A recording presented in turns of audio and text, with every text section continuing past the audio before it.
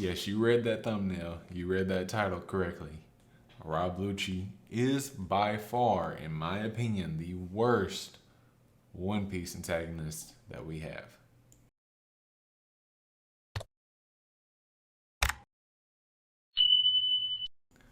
All right.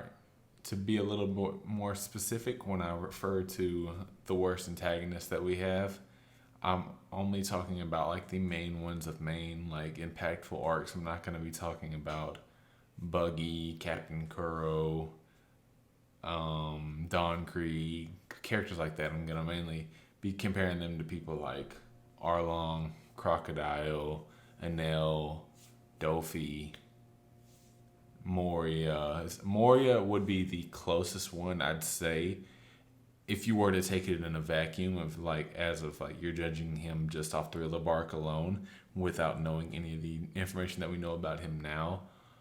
Obviously now knowing a little bit more of like what tragic backstory he has and like why he is the way that he is, I am a little bit more sympathetic for him and kind of understand why he was the character that he was in Thriller Bark, because that's the character we see after some of the horrible things that have happened to him. Whereas with Lucci, yeah. So as we move into that, this video is not going to be too long. I just wanted to get my thoughts and opinions out there on Rob Lucci, because it's always a thing that I'm always passionate about when I see people just fanboying and coping over Lucci. And in my opinion, if you watch my my rankings of the arcs in his lobby, the fight doesn't really do it. Lucci and Luffy's fight, although it had great stakes, it did not do it for me as far as like I didn't really understand like Lucci as a character or as an antagonist. You know, his whole goal is just to be the lapdog of the military, whereas we don't understand it. It's the same reason why people don't like a Kainu. You're wondering, you're trying to figure out why is he so hell bent on this justice. Well, the slight difference between Akainu and Lucci's justice is Lucci makes a point to call it dark justice. You know, and obviously I think that's because obviously he's worked in the Cyberpol agency where everything is done in the shadows, and whereas Akainu is out in the front end. You know, but what I don't understand is that Oda doesn't do either. He doesn't do a good job of it, or he's waited for whatever. Because right now, obviously, in the current chapters that we're in, we're getting Lucci, and he's actually being around Luffy again. So maybe we have a chance to delve into the mindset of Lucci and why he thinks the way that he does. But even when he was brought back into the story back at the Reverie, it still gave off the same character that we had seen back in the day and back in his lobby / Water 7. The character doesn't present any moral compass for the protagonist to combat. Like, oh, your idea of justice is whatever the government tells you. Okay, why? Why do you feel so strongly about what the government tells you? Why do you care so much? Like, what was it? And when we see like the little backstory that we did see about Lucci, he was still following the agency, following the world government's rule back then. So it never made sense to me. And I assumed when we went from because sometimes in anime attire can be symbolic on a character's change. When we went from the CP9 Lucci, which was in all black, to the CP0 Lucci that's in all white, I was thinking there was going to be some type of character change, but so far what we've gotten is the same thing. And I just don't feel like Lucci as a character is not very interesting. He's not intriguing at all. Like with characters like Dofi, you're like you understand why he is like that.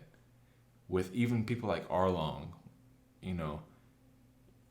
it's kind of the same. And granted, the more you look at it, it is like, oh, later on it'll make sense.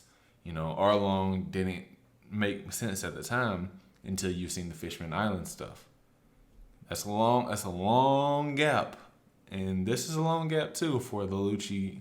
So like I said, we might see a redemption, not a redemption because I don't think there's like a point to redeem, but like a point to make this character more interesting, because he's like, out of all the main villains, he just seems to be the one that's just evil just to be evil, or not evil, but he's just an obstacle put there for no, just an obstacle. He's strong, and he's an obstacle.